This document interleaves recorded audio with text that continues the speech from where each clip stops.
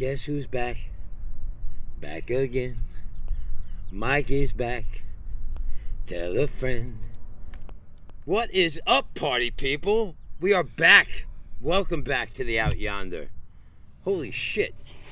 Has it really been 3 years since we've done this? 3? 3 years, I think. Oh, a little less than 3 years. Wow. It was like June of 18 was the last time we did one of these. That's crazy. Yeah, it's been wild. There's been a couple things that have happened. Some stuff has happened since then. So I hope everybody's doing good out there. If you've been paying attention a little bit, you know things are going pretty good for me right now. We're excited about some stuff we got going on, and we're going to talk about that a little bit today. I brought along my partner in crime here. If you don't know, this is my significant other, my better half, all those good things. We'll leave it at that right What's now. up? Gene, what's going on, man? So, where should we start? Oh my gosh. So 3 years ago, you were doing the Out Yonder. Doing the You were Out out here? Yonder. It was like June of 18. And I actually, so let's backtrack a little bit. Okay. Because I actually started doing the Out Yonder because of recovery from my cancer stuff. So, like, you know, for those who don't know, I'm in the entertainment business, you know, marginally before then, some would say. So, and then I had tongue cancer, and I had a part of my tongue removed. We had 2 neck surgeries, had 50 lymph nodes removed from my neck. And then chemotherapy and 7 weeks of radiation in my face, in my mouth. So, like, it took me a while to recover from that, just getting better from that. Had to go through speech therapy and all kinds of stuff. Yeah, I was speaking funny because, you know, I just had a big chunk of my tongue taken out. Yeah, that'll do it. Yeah, and then, like, my hair fell out, like patches of my hair, and my facial hair fell out because I was getting radiated right here. And, like, I have this giant pirate scar on my neck now, and, like, I had... Which is kind of cool. It's cool now. At the time, it was not. At the time, it was not. Weren't really camera ready at the time. No, and I had, like, all this lymph fluid in my chin, so I had, like, this big turkey gobble. So I hid from existence for, like, a year, maybe more. And then we came out to the desert. We came out here, out in the Joshua Tree area, Yucca Valley we live in. You know, when we first came out here, I was all about saying Joshua Tree, but now I'm just like, you know, no, we live in Yucca Valley. This is a cool town. I appreciate that, you know, so... You know, I got rid of the LA pretentiousness where I'm in Joshua Tree.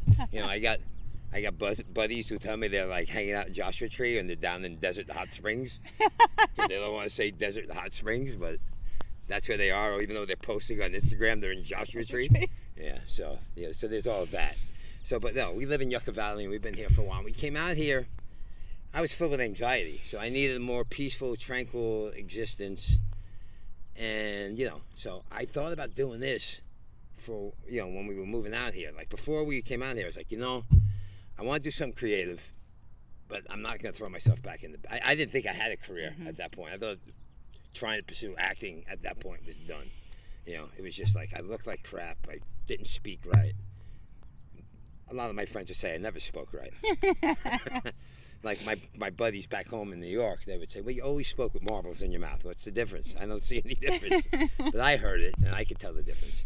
And so, you know, I went through some trials and tribulations with that, trying to get myself back up to snuff and feeling good about myself again. So this really came about out of just putting myself in front of the camera, putting myself out there, and exposing myself to the world again and seeing what could happen. And it was a lot of fun. We did it every week. I made myself come out here every week for 6 months and do it. And sometimes I had good guests. Sometimes you came along. Sometimes the little guy came along. But we made sure we came out here every week and did it. And then right around the summertime, right around June when we stopped, it just started getting blazing ass hot out here. And which I really wanted to do. I was like, I want to sit out here with guests in the summertime and have the sun bake us and get stupid from just the heat stroke and see what happens in the conversation. But the camera wasn't holding up. Yeah. So, like, I would, like, the last 2 episodes, actually, like, if you watch them, like, there's severe editing in there because, like, the battery died. Or not the battery died. It just overheated and shuts down. Yeah. So, and then I was like, oh, we just missed 10 minutes of our conversation. We have to go back and try and do that over again. I was like, this isn't really working right now. I want to be out here in the summertime, but it wasn't working. There was the whole game of like, if I put enough shade, if I just leave it, no. Yeah, it wasn't working. We were trying to cover it, and it just wasn't working. It was overheating. Yeah. So I shut it down for the summertime. I was like, all right, we just can't do it for June, July, August, maybe even September. We'll just come back and do it at a later date. But then something funny happened along the way there. Like after taking a couple months off, and we did our summer thing. We travel around the country and goof off and do our thing, and I started getting the urge. I was like, I don't look terrible. I have a little bit of a different persona now. I grew my hair and the mustache, and so I was like, so, and I started talking to friends who were in the business, who are established actors, and they were like, you gotta stop the bullshit. You just gotta put yourself out there. You look fine, you speak fine.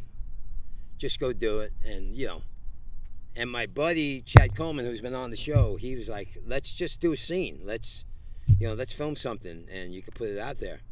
And we did a little short film, put it together in like 3 days. He was like, I'm leaving town. I'm going to New York. I'm trying to remember how it happened. We were together on lunch on Friday, and he was like, I'm leaving town on Wednesday. So if you want to do something, let's do it. So you have 3 days to write, produce, Find a cinematographer, right? Find a camera, get all that. And I did that. So I wrote it's not the best script in the world, but I literally had like 72 hours to have something from.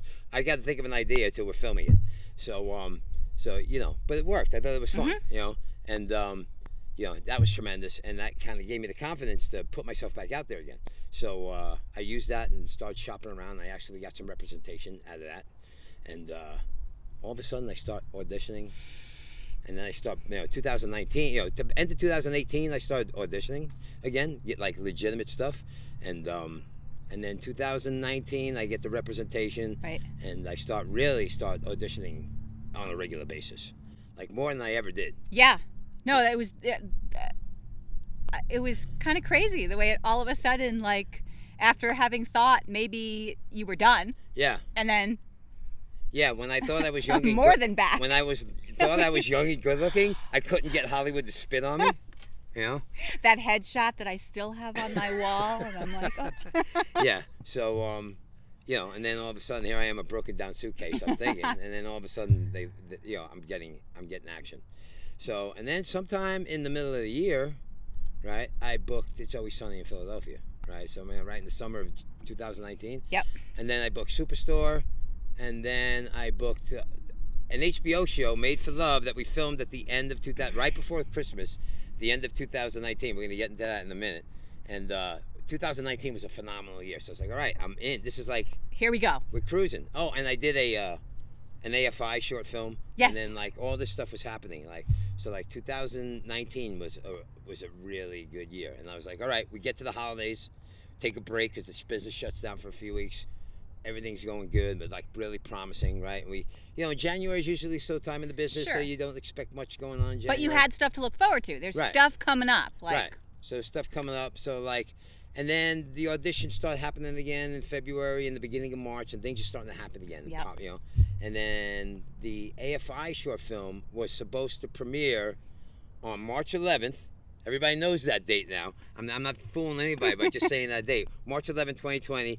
I had a national commercial audition that day. We were going to town. You took the day off, and then we were going to Sunset Boulevard. We were going to the Directors Guild for the premiere. We packed our fancy clothes in the car. We went to my audition. Yep. Right, and then Made for Love, which is a new HBO Max series, was supposed to premiere in April last year. It was April. And so I had the show that I co-star on one episode, Ray Romano, Krista Milotti. So I'm like, I got the movie premiere, and then I got the show premiere, and then I'm auditioning, and I was like, all right, everything's going. And then, you know what happened? Everybody knows what happened. So then everything kind of shut down. And so it is what it is, and it was kind of frustrating, but I didn't, I'm in a different mindset post-cancer because I don't like, I just take everything in stride now. I'm a pretty peaceful, calm person, and everything happens for a reason. And I realized that it wasn't just me; it was everybody. So I wasn't feeling bad for myself that things were happening because it's just happening to everybody. Right. So you just got to kind of ride it out and let it take its course. Yeah, I got to say, I'm kind of impressed though. I wasn't sure how this guy was going to do when everything shut down. I mean, you usually we could be at the end of a really busy week. You've been driving into LA for auditions, and there's all this stuff going on, and you're like, gosh, I'm looking forward to just sitting in the house. I'm just going to watch some movies. Well, an hour and a half into that, you're like, okay, I'm bored. Where are we going? What are we doing? Yeah. So everything being shut down for months, I was not sure how that was going to go. But initially, I was like really super cool with it. It was like, all right, I could do this, So I was doing the whole like Palm, even though we're up here in the desert, up in the high desert. Palm Springs is only like a half an hour away, so I was doing like the whole Palm Springs vibe. I was putting the Dean Martin music on in the backyard, lounging in the pool, because that's the cool thing about living out here. We have much more space than we've had ever. Yeah. So for way less money, and we have much more. So I know a lot of people have been struggling. Like I got a lot of friends in New York and LA, and they've been quarantined in their little shoebox apartments. And like we've had all the space, and we go hiking, because we're naturally socially distanced out here. So we were able to just go hiking out. I mean, we have beautiful hiking trails right down. I mean, from our door we go hiking.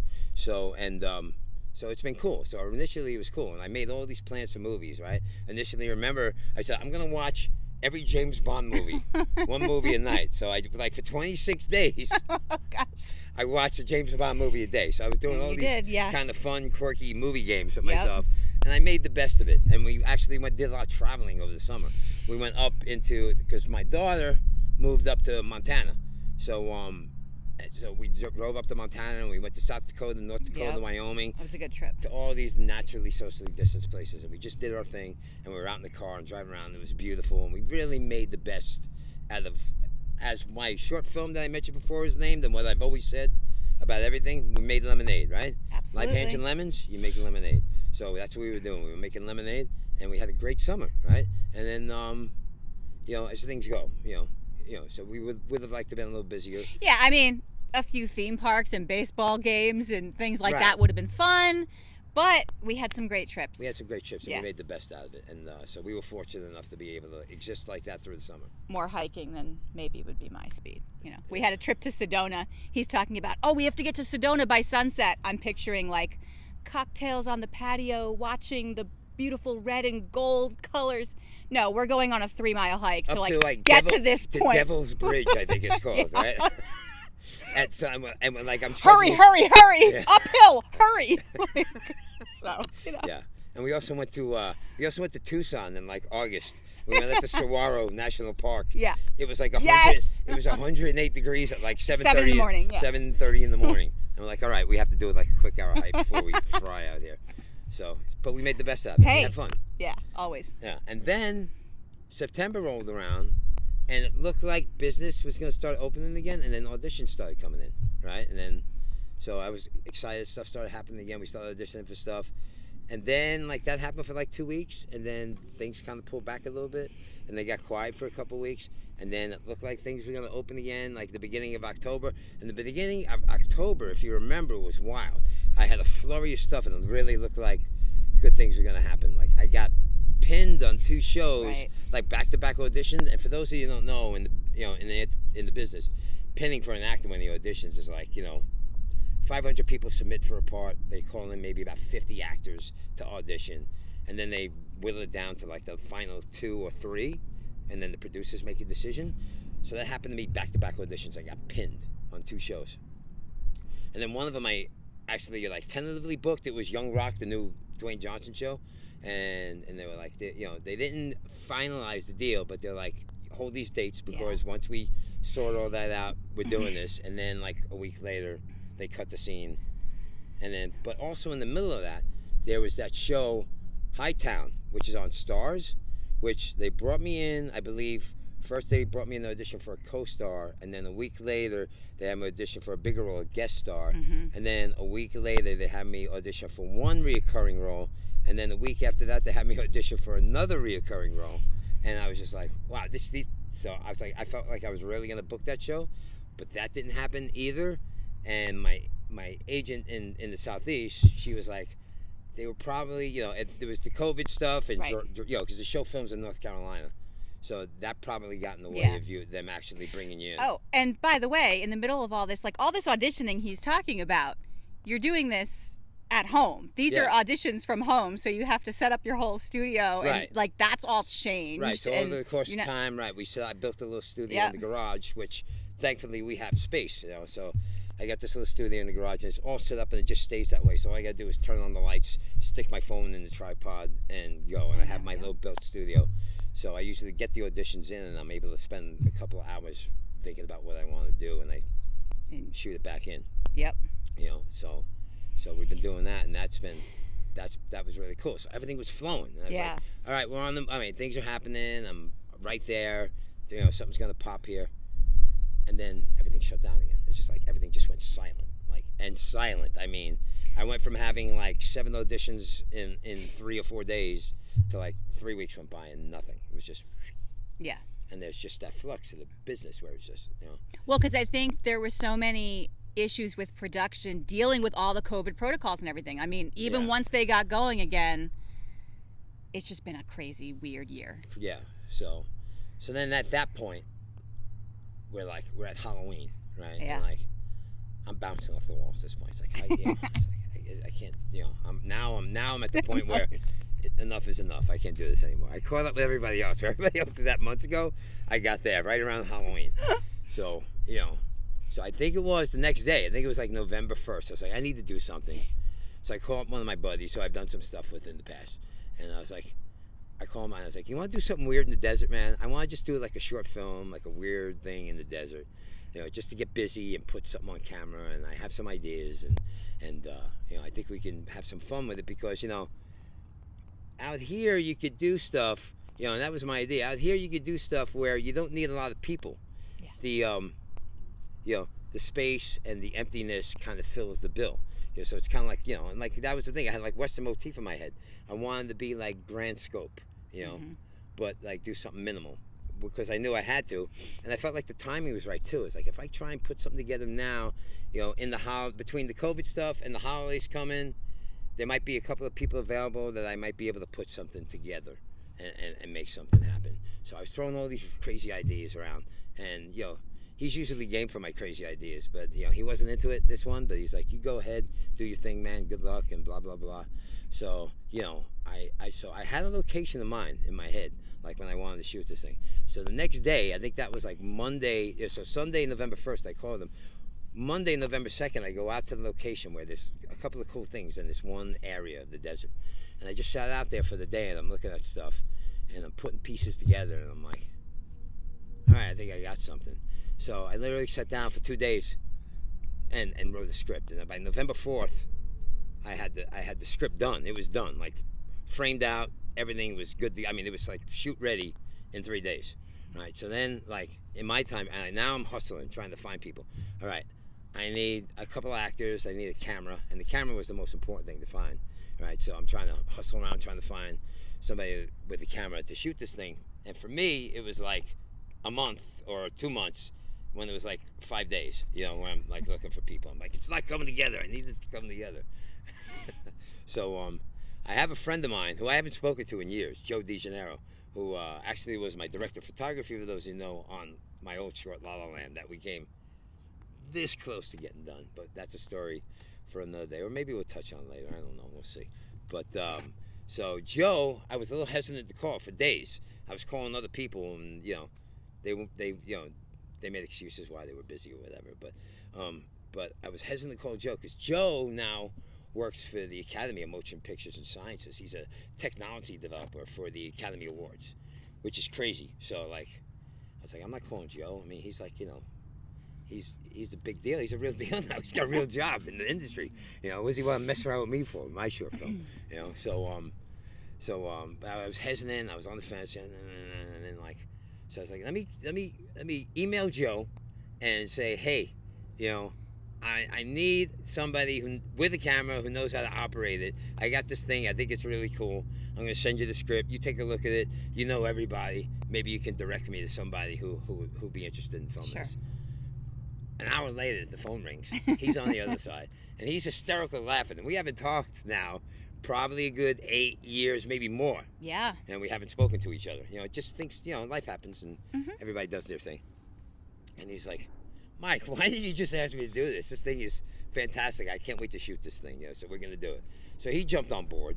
And then, I also there's a guy that lives out here, Michael Collin, who is retired now, but he was a pre-visualization editor for Disney. He worked on movies like Holes and stuff like that. And he's a award-winning documentary and filmmaker, cinematographer, editor. So I know him through another buddy of mine, Chris, who was on this show, who has a underground desert classic film society. So he introduced me to Michael, and I showed Michael the script, and he's like, "Yeah, this is great. I'm gonna edit the thing. So I'll do all the post." So like, stuff is like really coming together, and a good buddy of mine who's an actor, a professional actor, and he's been in a bunch of stuff. His name is Andy Aarons, and he was like recurring on Chicago Hope, and he's in a Wachowski brothers / sisters, I don't know what they're calling themselves these days, movie, and I shared the script with him, and he's like, I've never seen anything like this before. He's like, this is absurd and fantastic and crazy and unique, and you need to do this. So he was like a big boost for me. So I wanted him to come in, but he's on the East Coast now. He's in North Carolina right now. So so that didn't happen. So, but I had another friend of mine that I did a short film with. I mentioned the AFI film, and Andrew Perez, and like we met on the short film, and we spoke from time to time, like on the Facebook stuff, sure. But like not really. So I sent him the script. I said, I didn't write this for you, but I wrote this for you. So you're perfect for this. So like, I sent it to him, and like, he called me back the same day too, and he's like, yeah, I'm doing this. This is crazy. I have to do this. So I was like, cool. And then and Joe found our actress, Irina Murphy. Joe worked with her in the past, and the same thing. Like, he showed her the thing, and she's like, I'm in. So we had our little team.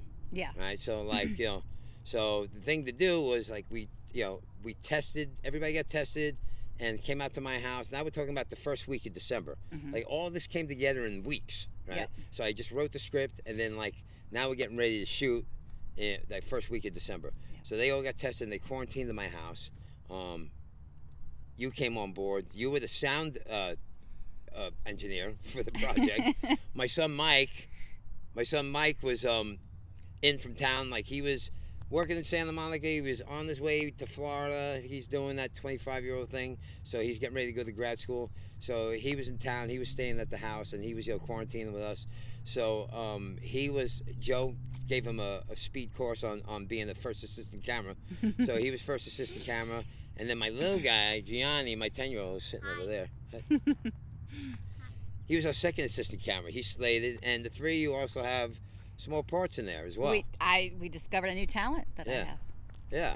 So that was cool. So 7 of us just kind of bubbled up in the house for a few days. And we shot the thing in 2.5 days.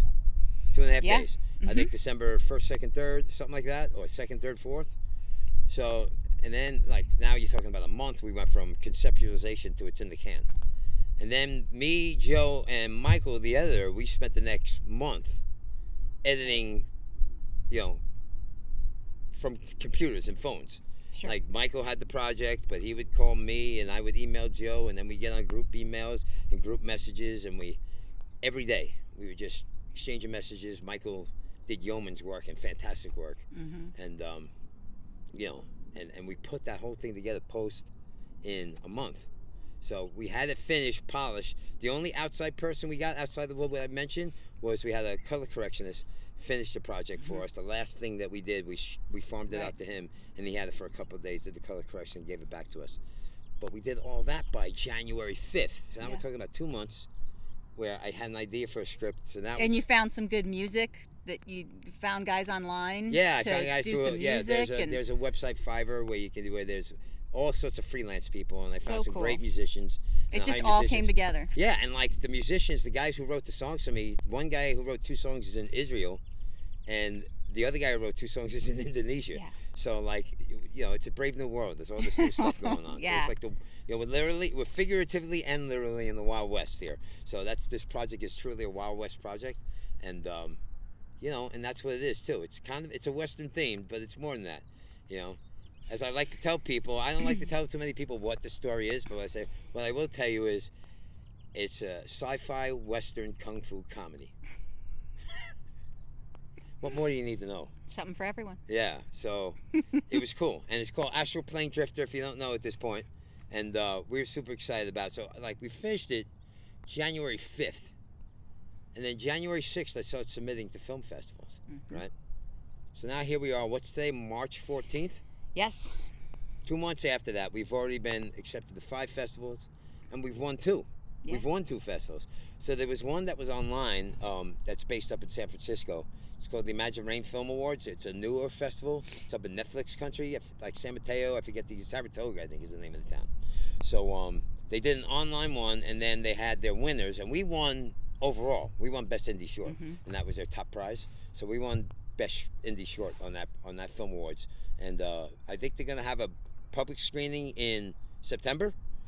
So we'll go up there in September for the public screening of the winners, and that'll be cool. And then only like 2 weeks after that, which if you've been paying attention a little bit on my social media stuff, we just appeared at something. We just got accepted to the Florana, the first annual Florana Manhattan Beach International Film Awards, and that was really cool because they did a combo live stream and live event where they did drive-in event down in Manhattan Beach, which was cool.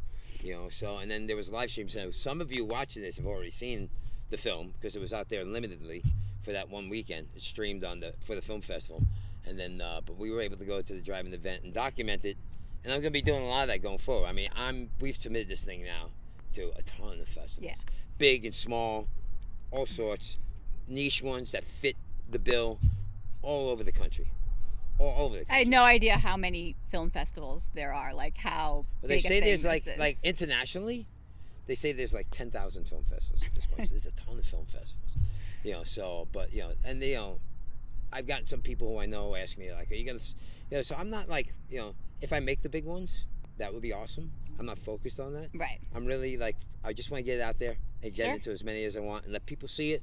And I want to go around and talk to people and answer questions if you have any questions, and like really want to build the following behind this thing, and hopefully we can make a feature length that I'm already hard at work at. I mean, now, what was the quote from the Imagine Rain Festival? So the people from the Imagine Rain Film Awards, their quote after we won was, "It's definitely a cult classic waiting to happen." So, and that's where we're targeting. We're hitting I submitted to a ton of these niche film festivals, which will be fun. Those things will be fun.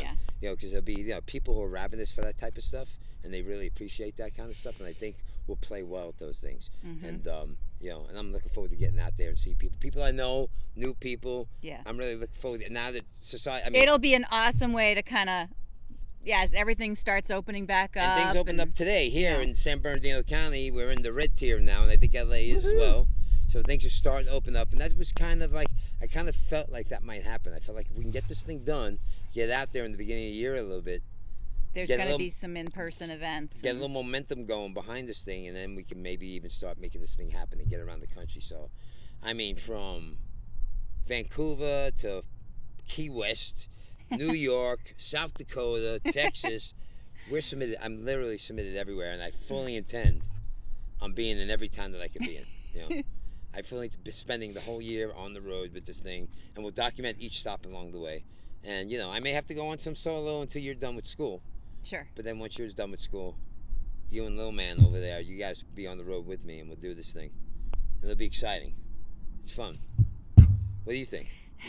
I'm excited. Yeah. Sounds good. It's a fun, exciting time, and I'm looking forward to it. And it's gonna be cool to see everybody. And I haven't seen friends, and it'll be good to see friends because at this point in life, I have friends all over the country, and you have friends all over the country. Yep. So we can get those people out and get to see them and get to meet new people, and maybe get this project going and get a feature going behind this thing. That I'm 40 pages deep into writing right now, first draft. That's another thing. Like we talked about the project, I literally finished working on this project and start submitting the festivals, and I immediately start writing the feature length behind it. So we're less, 40 pages for me is probably about 40% done. I want it to be maybe about 100. I feel like movies should be about 100 minutes. That's my theory behind movies. It's like I think 100-minute movie is like a perfect movie. Today we get into 2.5-hour movies and 45 minutes of it is filler. And I'm like, where are we going? Let's go pick up the pace, tell the story. Yep. But people like that kind of stuff now. You like that stuff. We've had these discussions on the show before. I don't necessarily like long movies. But episodic. Yeah, I know. People like to fill time. I don't like to fill time. I want give me the story. That was cool. Now give me another one, right? The Beatles, right? One of the greatest artists, performing groups of all time. Everything was 3 minutes or less. In and out. Left you wanting more. That's what I feel like art should be. Leave you wanting more. Not, oh, is this movie almost over? I gotta, Right. Yeah, I agree. Yeah. So my point is, once again, I go take the long road around to get to my point. So I think it'll be about 100 pages, right around there. So I'm about 40% done. Cool. That's really all I was trying to say.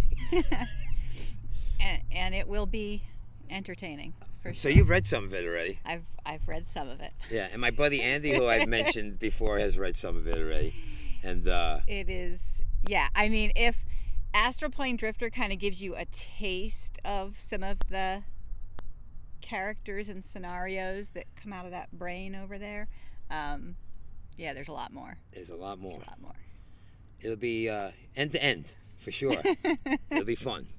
And I'm looking forward to getting to that, too. So we really want to get that done. So the point is like, we need everybody out there watching the show, and we are thankful that you're here watching this. If you're still watching this, this is a long video. I'm not sure people, for people who like to watch, binge watch like TV shows and 2.5, 3 hour movies. When it comes to these kind of videos, they're like in and out in 10 seconds. It's this weird thing of how our brains are like trained now with the social media and the phones and everything, like the TikTok. I don't even know TikTok. I don't know You're not on TikTok? I am not on TikTok. Are you on OnlyFans? I don't know what that is. Yeah, look that up. Oh, no. You'll be angry with me after I said that. I mean, I have spent this year on camera, Yeah. But Yeah. Zoom teaching. But You spent a lot of time on camera, so between acting and teaching, you've been on camera more than me. But yeah, the way that it operates, where it's just like watch quick clips of things and then click, click, click, click, click. Yeah. So I know we've talked about it before, but that makes no sense. Why then movies have to be 3 hours? I don't know how they. Yeah. I don't think they're. compute. And I get mad at people, like who sit in the theater and they want to play with their phone, but they kind of been conditioned for that. You know? Yeah. Like I complained about athletes. That's why I don't really watch sports anymore, because I don't really get the whole athletic mindset anymore. But like particularly baseball, like starting pitchers, we all give them a hard time because they can't go more than 4 or 5 innings anymore. Mm-hmm. But like I from my old sports background, I say, well, that's the way they've been conditioned now. Sure. They've been conditioned to throw as hard as they can for 4 innings, and then they're spent. Yeah. Where the old days, they were taught to save and go Mm-hmm. 8, 9, 10 innings if you had to, Mm-hmm. right? Where today they're not conditioned that way. They're trained to do it this way. Mm-hmm. So so I would get mad at people in the theater for playing with their phones, but that's what they're trained That's to do. how everything's That guy sitting over there, that 10-year-old, that's what, especially with this past year, it's been crazy. Yeah. Just staring at screens. Yeah. And it's quick in, quick out, boom, boom, boom. So people are conditioned that way, so I get it. But then what I don't get is how they like all the content that they want to absorb. But they're probably not even paying attention to it. They probably put stuff on and they're doing 7 other things while it's like background music. Yeah. Which I don't, to me, I really want to get back in the movie theaters and watch movies And on just a big screen, and that's absorb it. the experience. That's all that's going on. Yeah. Absolutely. So that's cool. And I So hope we get to speaking this- of what they're conditioned to do, though, they need to be conditioned to like, subscribe, right? That's an awesome segue. Yeah. So what we need everybody to do, because we really want to build the following behind here. Yeah. So we need you to follow me on Instagram, friend me on Facebook, subscribe to this channel. We actually have been getting a bunch of subscriptions on YouTube since I've been posting a couple. We posted the trailer that if you haven't seen, it's right on this YouTube channel. So if you're watching this, all you gotta do is click around a little bit, push a couple of buttons, take a couple extra seconds, Click, click, click. go back to my homepage of the channel. We've redesigned the Mikey Forum channels, the MF, to be more Astral Plane Drifter themed. So we're doing that right now. So like stuff, thumbs up, heart stuff. Just take a couple extra seconds. That's all the support I need from everybody out there. It's just to click on things. Click on the videos when I post them. Like the posts. Friend. Follow. Share. Subscribe. Share. Tell your friends. Sharing it would be great. If you guys could share, that would be awesome. And let's build the following behind this thing. And, I feel like, we're really onto something. I feel like I'm getting acclaim from the industry now behind this thing, from film festivals. We now know that we're viable because we've actually won a couple of film festivals. So now we know this thing could play. So let's see how far we could take it. So this is an exciting time. And my friends, my new friends, my old friends, my acquaintances, perfect strangers who we're just getting to know, follow me on the social media. Do this whole thing: YouTube, Instagram, Facebook. Follow along. message me. I answer everything. I get on the boards and I answer everything. I want to talk to everybody. I want to get this thing out here. I want to, reconnect with everybody. It's been a long year of isolation. Let's reconnect with everybody. Let's stop the toxic stuff and become friends again. Yeah. Let's everybody intermingle and, and do that thing. Intermingle. That sounds like a very 60s unhygienic thing. That I Yeah, just that's... we shouldn't be doing that right now. No intermingling. Maybe in a couple of months we can intermingle again. You're probably not into that. That's I mean, we carry our hand sanitizer. Can I get some of that? Let me get a little bit of that. There we go. See, I'm being socially responsible here. All right, I think that's about it. You have anything else you want to talk about? We've talked long enough. We've talked, man. We've been talking for over a year. Listen to you, man, with the man. You've been hanging around some old hippie. I think when I met you, you didn't end sentences with man. Now you do. Probably not. Yeah. You were definitely more intellectual when I met you. Something happened along the way. Right. I'm still intellectual. Yeah, kind of. All right, cool. Well, thanks for coming along. Thanks for watching this. Thanks for being here with me. We'll do this from time to time. We're not going to be doing this as often because I plan on doing on-location shoots from festivals going forward. So we may touch base again here soon because there's a little bit of a lull right now with festivals. There's no notifications happening. I have a competition that we're in next week. It's a online best shorts competition, it's called. And so there's an online competition, judging competition that we're in next week. And then we'll get maybe some more notifications in the following weeks. But I think it's kind of quiet in the festival thing right now, at least for us it is, for about another few weeks. And then hopefully things start picking up around April and the ball starts rolling. Then we get into summertime and hopefully things are popping every week and I'm posting new stuff. And we're in this festival and we're coming to you. Lots and of we're announcements. seeing your town. Yeah. And if anybody knows of a festival they think we'd be good for or your town you want us to come to, message me, hit me up. I'll definitely, if you want me to come, I'll come. I'll submit to it. I'd probably come in already. Probably got it out there already.